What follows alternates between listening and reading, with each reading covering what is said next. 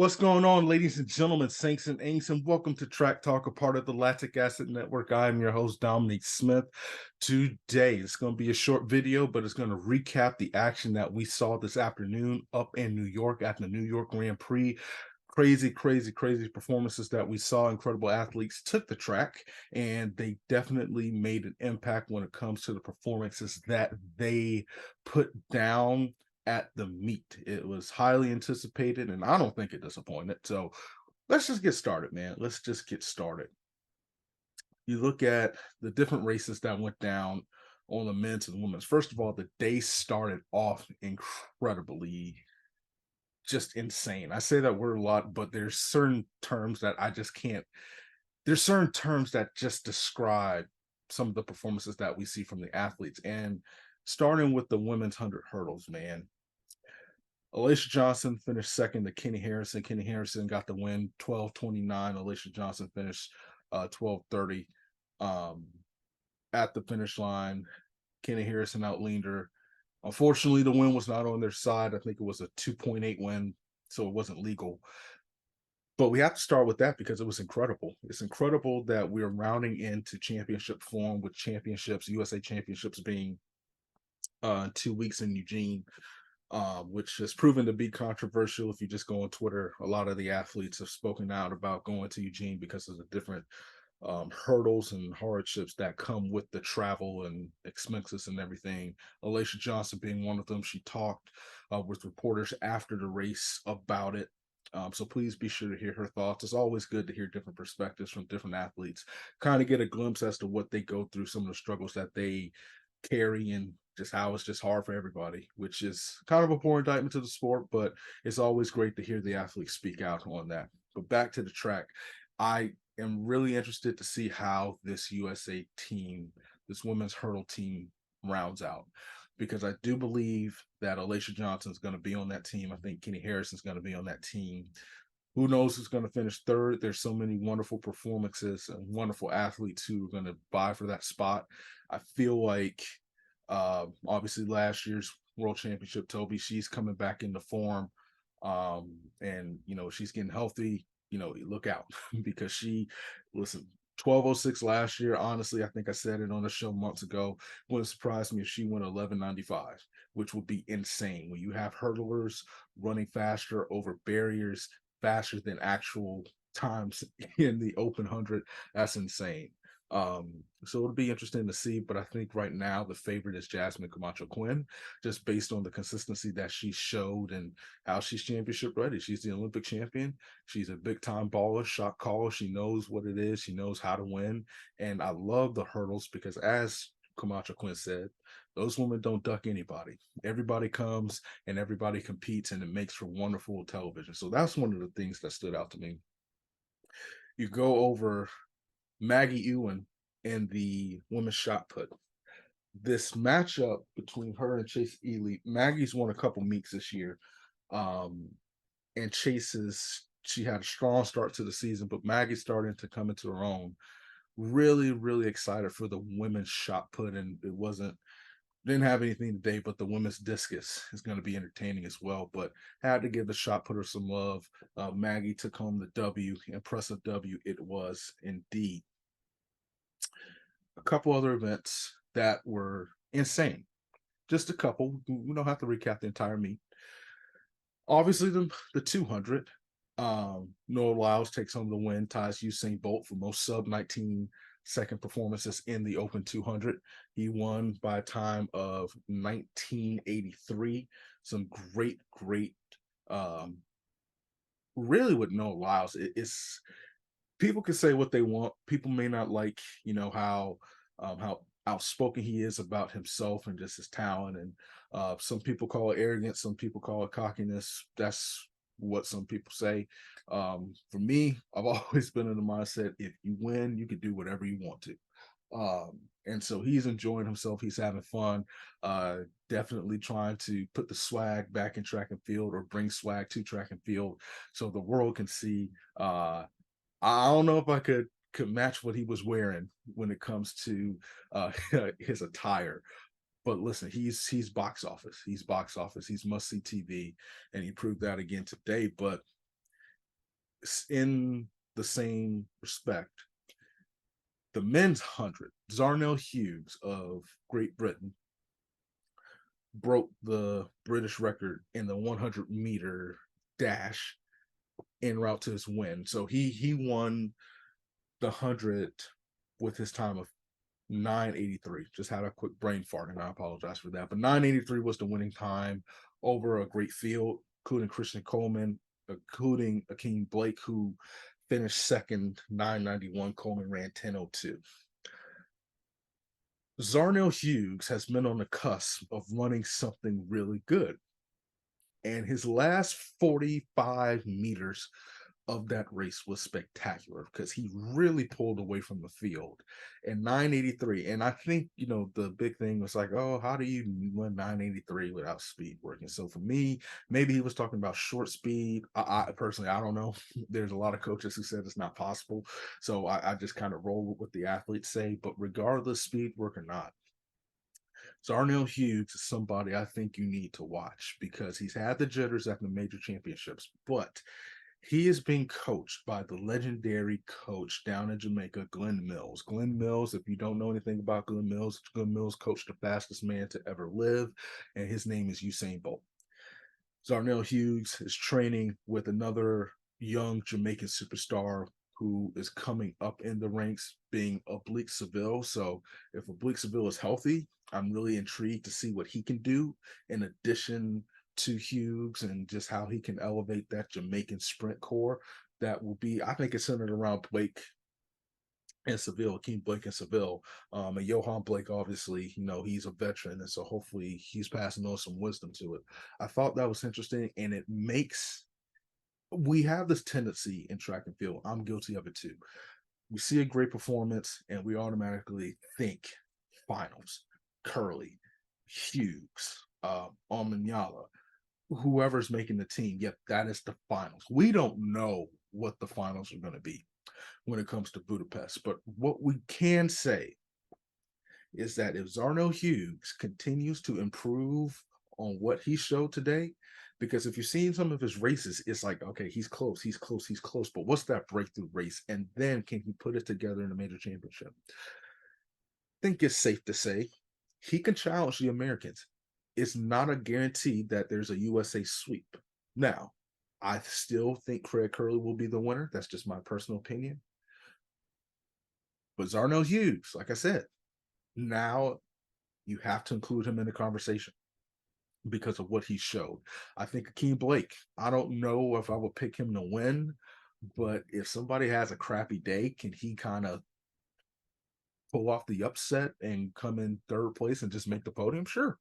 I don't think that's wild to say. The men's 100, we haven't really seen the electric times maybe we saw last year. Now, in 2 weeks in Eugene, can Curley, can Bracy Williams, can Coleman, can Bromell, can the USA sprinters, can Omanyala, can some of these sprinters who are rounding up in the form, can they just pop one and just say 975? I hope so. But I do think that the idea is to peak for Worlds, and it does not make sense to run 9.7 in June when you need to be running it in August. And so that's just my personal take on why we haven't seen some of the fast times. But speaking of fast times, Sydney McLaughlin-Lavroni, she ran a more composed, balanced, open 400-meter race, ran a new PR winning time of 49:52. And it was cool to see Gabby Thomas in there as well. I think this is going to help her for the 200. Sharika's been my pick for the 200, but I'm having Gabby. Listen, Gabby's for real. Gabby is different. And so I think Gabby is going to be a great 400-meter runner if she decides to stick with it. But I think it was good because it was just good to see her out there competing against Sid. Sid, she's learning more week by week, race by race. It just takes time to get in rhythm. Every runner knows that. You just got to get into a rhythm. And so I think she and Kersey are figuring things out. I don't think it's fair to put a time when it comes to expectations of what she could run, because it wouldn't surprise me if she ran 48.7, if she broke Zion Richards Ross's American record in 2 weeks. It wouldn't surprise me if she broke it in Budapest. And one of the things, if she decides to run, because they are going to decide that they're going to decide after the Open 400 if they're going to do the 400 hurdles or if they're going to stick with the um, Open 400. Just depends on how everything rocks. But I think she's the clear cut favorite for the trials. I think it's going to be interesting to see what Bryn Wilson does. I think the 400 hurdles, maybe, we had Coach Brett Shields and Coach Rob Lewis, break down why they thought the 400 hurdles were her best bet. We'll just have to see. But I feel like Sid is starting to figure it out. She did mention that the 400 is more of a tactical. You think a little bit more in the Open 400 compared to the hurdles. Hurdles, you get into the rhythm. The 400, you got to use the mind. So I think that this is good for Sid. It's good for the sport. Paulino, listen, she's going to be ready. But I'm really curious to see what Nasser does. So Sid's going to be pushed to greatness, and I think that she can achieve that. Needless to say, I don't know who's going to be running the women's 400. It's going to be fun to watch. Let's just put it that way. And if Sid goes back to the hurdles that she knows, listen, Film Kimbo's starting to figure things out. She is starting to get into rhythm. I think she could push Sid to another world record, pretty much. I love Film Kimbo. I'm a huge Film Kimbo fan, but Sid is on another level when it comes to those hurdles. So let's go over two more events, and then we're going to wrap this thing up with a bow. We're going to talk about the women's 800. Athing Mu decided to make her season debut, decided that with Coach Bobby Kersey. And it was too easy. It was like taking chicken from the chicken bucket. It was that easy. It seemed like she just jogged. And granted, she has such a unique running style. She runs so gracefully that it's always intriguing to see. But I think I'm not sold. And there's still ongoing conversation. And Coach Kersey is a legend, and he's not going to play his cards right away. But I'm not sold completely on her in the 1500. Sinclair Johnson in a different meet, legend, came on the show. Please watch that episode with her. We'll post it, tag it or whatever, with a card on here so you can check it out. She just ran 4 minutes flat. This is her second race of the season. Out in Oregon, I think is the meet. It's a smaller meet. It was like a time trial. Keely Hodgson, Athing Mu. I want to see that. I don't know, because like if Athing Mu loses, does she concentrate solely on the 800? This is if she does that, or does she go all in on the 1500? So I think for her, it was good to see her out there because she's just awesome. Got a chance to talk to her a couple years ago. She's like one of the coolest people ever. At the Prefontaine Classic, and that video is actually, it was one of the earlier videos of the channel, and she's great for the sport. So it was good to see her out there. Good to see her running in the 800, and I think that I just feel like it's going to be the 800. That's just a personal feeling of mine. I don't know anything as far as the ins and out what Bobby's thinking, but I think she's going to try the 800 again, and I think we're going to be in for a epic race in Budapest between her and Keely Hodgson. Athing Mu ran 158, jogged 158. Doggone, Keely Hodgson opened up with 155. Listen, that's going to be an epic battle. I cannot wait for it. And then lastly, I want to talk about the men's 400. I want to talk about the men's 400. There was not a lot to write home about when it comes to the time, when it comes to how fast that the results ended up being. But what stood out was that we saw Matthew Bowling in this race. Matthew Bowling is someone who I feel could be a legendary 400-meter runner if he sticks to it. Now, he has people around him that are much smarter than I am, and they know what's best for him. But he looked natural in that race. Maybe it's just me. He looked natural in that race. And so I don't believe that he has the standard. I have to double check that. But I think in the future, he could do some damage in the 400.